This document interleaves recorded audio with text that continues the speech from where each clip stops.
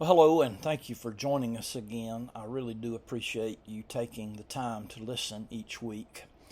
I want to conclude our series on exclamatory prayer. We saw the example by Nehemiah in Nehemiah chapter 2, and we've been considering this for some weeks now. So I want us to consider three further benefits of exclamatory this week in conclusion to this series.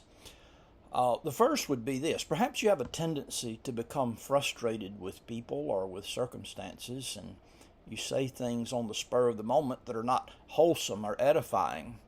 Afterwards, you regret your words, but you can't undo the damage that's been inflicted. We've all been there and done that, right?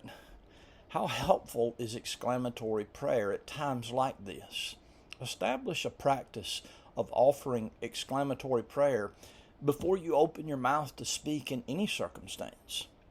Perhaps in the heat of the moment you might quickly pray, "Let the words of my mouth and the meditation of my heart be acceptable in your sight, O Lord, my rock and redeemer." Psalm 19:14. God will be pleased to hear such exclamatory prayer, and He will grant you the wisdom to speak, enabling you to speak that which is wholesome and edifying.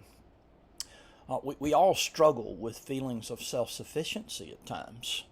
We're not self-sufficient. We are utterly dependent on God, but often the world and the flesh and the devil will lure us to overmuch self-confidence.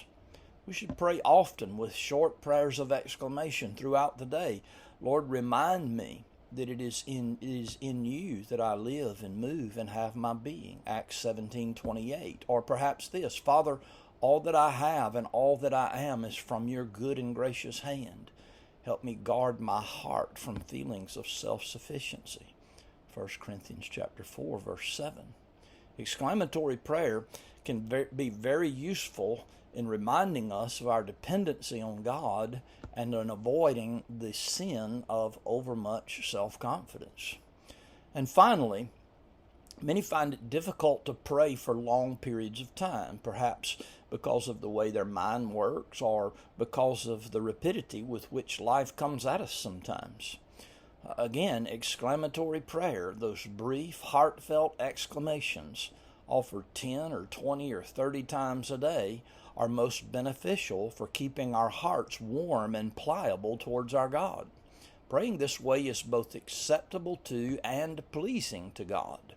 So make much use of this benefit of exclamatory prayer.